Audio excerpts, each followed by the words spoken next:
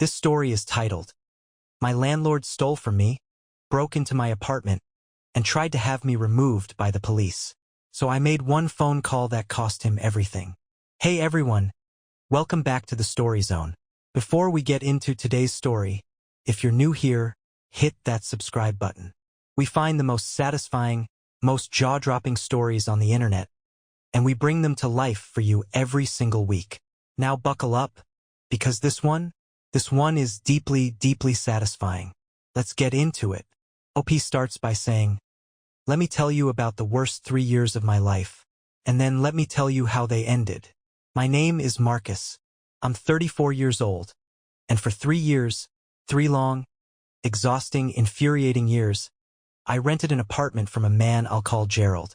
I'm not going to give you his real name, not because he deserves protection, but because the situation resolved itself so completely that I genuinely don't need to.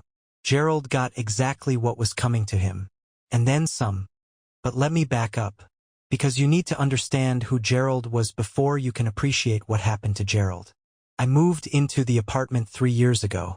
I was between places, the rent was below market, and the location was convenient. The building wasn't fancy, let me be upfront about that. It was a 2-story property on a quiet street, 4 units total, older construction, and you could tell it had seen better decades. But the price was right, and I figured I could deal with a few quirks. I was working long hours at the time, building up savings, trying to get my finances in order. I just needed a roof over my head that I could afford without bleeding dry every month. Gerald seemed normal enough when I signed the lease. A little stiff, a little cold, the kind of landlord who shakes your hand and counts your fingers afterward. But I'd rented from difficult people before. I could deal with difficult. What I couldn't deal with, what nobody should ever have to deal with, was what came next. The first thing I noticed about 2 months in was that my dryer was gone. Now, let me clarify. This was a shared laundry area in the building, a small utility room on the ground floor with a washer and dryer that all 4 tenants used. Nothing fancy, but it worked. One Tuesday morning I went down to do laundry and the dryer simply wasn't there anymore.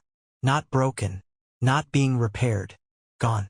Just the outline of it in the dust on the floor, like a chalk mark at a crime scene. I texted Gerald. He told me it needed to be removed. He offered no further explanation. When I pushed, he said he was looking into replacing it. That was 3 years ago. The dryer never came back. Later I found out, through one of the other tenants, a woman named Diane who'd been in the building for 6 years and had the patience of a saint, that Gerald had taken it to another property he owned across town. He'd just relocated it, our dryer, to his other building, like it was his personal property to move around as he pleased, and not a shared amenity that was part of what we were all paying for. That was my introduction to Gerald's operating philosophy. Everything is mine, including your stuff, including your money, including your time and your peace of mind. You are simply a revenue source with a pulse, and the less I have to acknowledge your humanity, the better. The dryer wasn't the last thing he helped himself to from the common areas, by the way. Over the following months, a small shelving unit disappeared. A mat, a utility light that had been mounted near the entrance. Little things. Things that individually you could almost dismiss. But collectively it painted a very clear picture of who this man was. And then came the plumbing. About 8 months into my tenancy, I noticed the bathroom sink draining slowly. Then the tub. Then I started hearing a sound in the pipes that I can only describe as the building clearing its throat. This deep, rhythmic gurgling that would start around midnight and go on for 20 minutes. I'm not a plumber, but I know that's not normal. I reported it to Gerald. He ignored me for 2 weeks.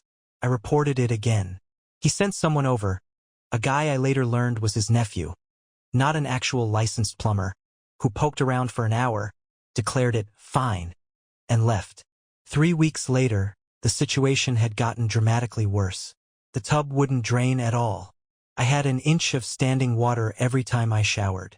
I reported it again, this time in writing, because by then I was starting to understand that Gerald operated better when there was documentation. He finally sent an actual plumber who fixed the issue, and then Gerald sent me a bill for $340. $340 for a plumbing repair. I want to be very precise here. I have never, not once in 3 years, been so much as a single day late on rent. I paid on the first of every month like clockwork. I never had parties, never caused damage, never gave Gerald a single legitimate reason to complain about me as a tenant. And this man had the audacity to bill me for a plumbing repair in a building I didn't own. I disputed it. I told him in writing that normal wear and tear on a plumbing system is a landlord's responsibility, not a tenant's. He sent me a second letter doubling down. I consulted a tenants' rights attorney, just a brief consultation. I wasn't filing anything yet. I just wanted to understand where I stood. The attorney confirmed what I already knew. I didn't know Gerald sent normal wear and tear on an aging plumbing system is unambiguously a landlord's responsibility under state law. So I didn't pay it. Gerald's response to me not paying an illegal bill was to, and I want you to fully absorb this, send me a formal letter threatening to report me to a credit agency over a plumbing bill I didn't legally owe. I sent the letter to my attorney. My attorney sent Gerald a letter. Gerald backed down. But he didn't forget. Because what Gerald had was a very long memory and a very petty heart, and from that point forward our relationship took on a different quality. There was an edge to everything. Notes left on my door about minor things, parking, recycling, noise levels that were never actually a problem. Inspections with almost no notice. The kind of low-grade harassment that's hard to prove and easy to dismiss individually but that accumulates into something suffocating when you're living inside it. I need to pause here and describe the apartment itself, because the harassment is only half the story. The other half is the building and what Gerald was, or more accurately, was not, doing to maintain it. The porch off the back of my unit had been a safety issue since before I moved in. Diane had told me about it early on. The boards were soft in places, a couple of the support posts had visible rot at the base, and the railing on one side was so loose that you genuinely could not lean on it without it shifting. I raised it with Gerald in my first month. He said he'd have someone look at it. He did not have someone look at it. I raised it again at 3 months, 6 months, a year. Every time, some version of, I'm on it, or we're getting quotes, or just silence. Year 2, a section of the porch floor actually gave way under a planter I'd had out there. Rotted through completely. I sent Gerald photos. He sent someone to patch it, not repair it, patch it, with a piece of lumber that didn't even match the rest of the structure and definitely wasn't properly secured. I stopped using the porch entirely. Felt like a liability waiting to happen. The ceiling in the living room had a paint issue that I can only describe as chronic. Every few months, a section would bubble up and then peel, dropping flakes of old paint onto the floor and furniture below. I'd reported it multiple times. Gerald's solution was to have someone come in with a roller and paint over it, which held for about 6 weeks before the cycle started again. Nobody ever addressed why it kept happening. Moisture issue? Structural problem? Gerald didn't know and didn't want to know. The gas heater in the unit was old. I mean old in the way that makes inspectors nervous, the kind of appliance that has clearly been in the building since a previous era, that shows its age in every surface and fitting. I'd mentioned it to Gerald early on. He'd had someone come and service it, which appeared to mean wiping it down and relighting the pilot. It ran technically, but I was never comfortable with it. I bought myself a carbon monoxide detector on my own dime and checked it obsessively every winter. And here's the thing about all of this, the porch, the ceiling, the heater, the plumbing, none of it was a secret. None of it was me being a difficult or demanding tenant. These were real, substantive issues with a building that Gerald had decided was not worth maintaining properly because properly costs money. And Gerald did not like to spend money on things that didn't benefit Gerald. What he did like to spend time on was figuring out new ways to extract more of it from his tenants. The parking situation was the next escalation. I had one assigned parking spot as part of my lease, laid out in black and white in the original agreement I'd signed. About 18 months in, Gerald sent me a letter saying that he was restructuring parking arrangements in the building and that my spot was being reassigned. In exchange, he was generously offering me an alternate spot, slightly farther from the entrance, partially blocked by a utility structure, for an additional $150 per month. $150 a month for a worse spot than the one I was already entitled to under my lease. I went back to my attorney. The attorney sent Gerald another letter. Gerald backed down again. But then he did something that genuinely shocked me, even given everything I already knew about him. He started retaliating. Not subtly, not deniably, overtly. He filed a nuisance complaint against me with the building management, which was just him filing a complaint with himself, which tells you a lot about Gerald's relationship with reality. He claimed I had been creating disturbances, disturbing other tenants, leaving common areas in unacceptable condition. All of it invented. I had Diane, who by this point had become something like a friend, ready to say in writing that none of it was true. I had the other tenants, who were all increasingly fed up with Gerald for their own reasons, willing to back me up. But none of that helped me sleep easier, because the situation had shifted from unpleasant to something that felt genuinely unsafe. Gerald had now tried to charge me for a repair I didn't owe, threatened my credit, reassigned my parking, filed false complaints, and was conducting inspections with practically no notice. I started keeping a log. Every incident, every letter, every text, every visit. Dates, times, descriptions. Saved everything. I want to skip ahead now to the night he tried to break in. I say tried, but I want to be accurate. Based on what the police later told me, the first time he likely succeeded. I was out for the evening, and when I came back, there was something off about my front door. Nothing I could prove. Nothing dramatic. Just the feeling you get when something has been touched that wasn't supposed to be touched. I checked my unit. Nothing appeared to be missing, but the feeling stuck with me. I bought a doorbell camera the next day. I also bought a secondary lock, a sliding bolt, nothing that altered the door itself, just an extra layer of security. I told Diane what I was doing and why. She wasn't surprised. About 3 weeks later, I got home from work and found that Gerald had been on my property again. He hadn't gotten in, the secondary lock had held, but the camera had caught him trying the handle and, when that didn't work, actually producing a key and attempting to insert it before apparently realizing it wasn't working and leaving. Just standing there, key in hand, at my door, while I was not home and had not given him any permission or notice of any kind to access the unit. I sent the footage to my attorney that night. She told me that under state law, a landlord is required to give reasonable notice, typically 24 hours in non-emergency situations, before entering a rental unit. What Gerald had done wasn't a gray area. It was a violation, a clear one on video. I was done. I had been patient. I had been reasonable. I had gone through proper channels. I had documented everything. I had given this man more rope than anyone in his position deserved. I was done.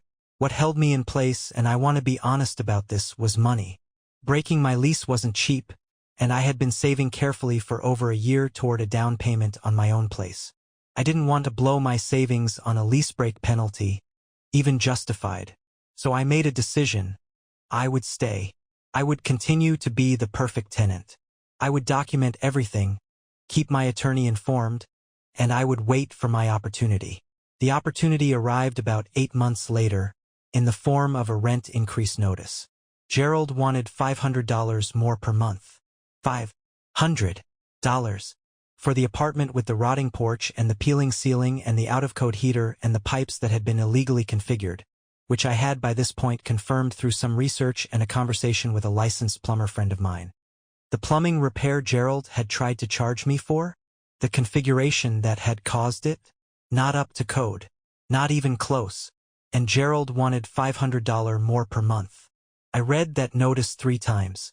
Then I sat down at my kitchen table and felt something I hadn't felt in 3 years. Calm. Complete, total, crystalline calm. Because I finally had my exit. And I was going to use it properly. I gave my notice. Legal, proper, in writing, the full required period. I found a new place. A clean, well-maintained apartment with a landlord who had actual reviews from actual tenants, which I vetted with the thoroughness of a background investigator. I arranged movers. I started packing. And then, 4 days before my move-out date, I made a phone call. I called the building inspector's office. I told them everything.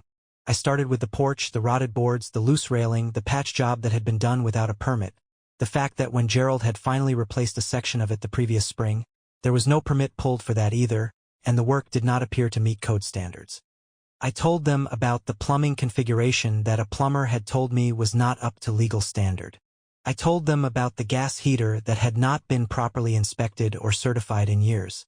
I told them about the ceiling moisture issue that had never been properly investigated. I gave them dates. I gave them descriptions. I gave them the photographs I had been methodically taking for over a year. The inspector came the very next day. I watched from my window as he walked the property with a clipboard, stopping at the porch for a long time, crouching down, looking at things from angles that suggested he was finding exactly what I told him he would find. He was there for nearly 2 hours. He took measurements. He photographed things.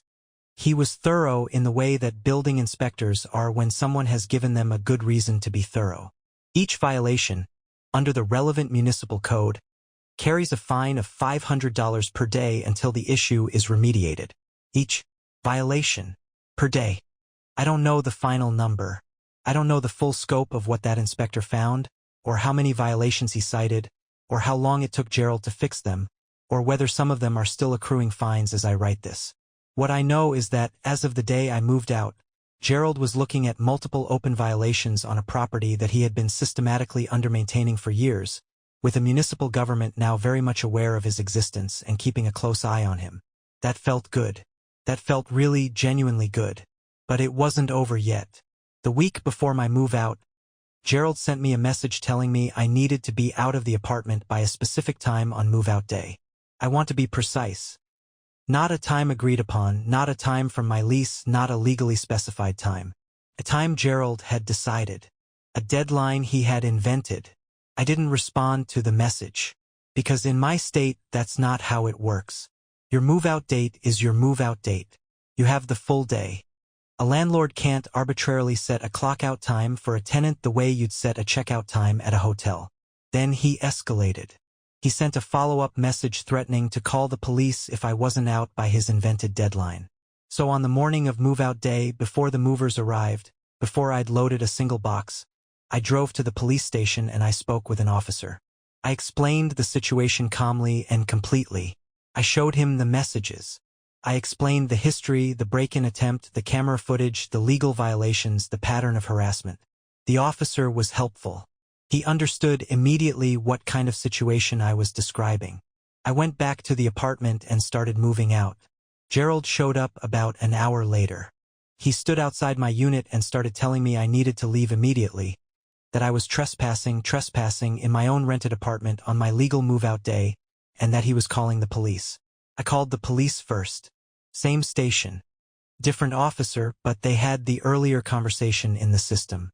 The officer who arrived was calm, professional, and very clearly not interested in Gerald's version of events. He told Gerald, in front of me, that I was within my legal rights to be in the apartment until the end of the day, and that any further harassment of a tenant could constitute a violation. Gerald left. But here's the thing about Gerald. He didn't stay gone. Later that afternoon, I had to make a trip to my storage unit, a couple of loads to take over before the movers arrived for the big furniture pieces. I was gone for maybe 45 minutes. I came back to find my door nailed shut. Not locked. Nailed. Gerald had gone into my apartment, my still rented, legally occupied apartment, while I was out, and he had physically nailed my door shut from the inside, then apparently exited through another way and left me standing in the hallway unable to get back into my own home. I stood there for a moment just looking at it. Processing. Then I called the police. And this time I told the officer, I want to speak with a supervisor. I have been dealing with this man for 3 years. I have documentation of break-in attempts, illegal charges, lease violations, harassment, and now he has physically locked me out of my own apartment on my legal move-out day. I want a supervisor. I want this on record, and I want it treated as the crime it is. The supervisor came. I showed her everything. The camera footage from the earlier break-in attempt. The messages about the invented move-out deadline. The police report from the morning. My lease showing my move-out date. The nailed door. She was not happy. Not with Gerald. They got me back into my apartment. I finished moving out. And I got a call 2 days later from the police department informing me that they were charging Gerald with breaking and entering. A felony. Felony. I want to let that word sit for a second. This man who had spent 3 years treating me like a problem to be managed, like a cow to be milked, like someone whose rights and comfort and safety were inconveniences to his bottom line. This man was now facing a felony charge. On top of the building violations. On top of the fines that were accumulating daily. On top of the legal exposure from 3 years of documented harassment that my attorney had been carefully cataloging. I heard from Diane a few weeks after I moved out. She told me that Gerald had been at the building constantly, scrambling to fix the violations before the fines ate him alive. She said he looked terrible, stressed and frantic, and aged in the way that people age when reality finally catches up with them. She also told me the other 2 tenants had both contacted tenants' rights organizations after everything came out. Apparently Gerald's behavior toward me had not been unique. He had a pattern, and now that pattern had a paper trail attached to it.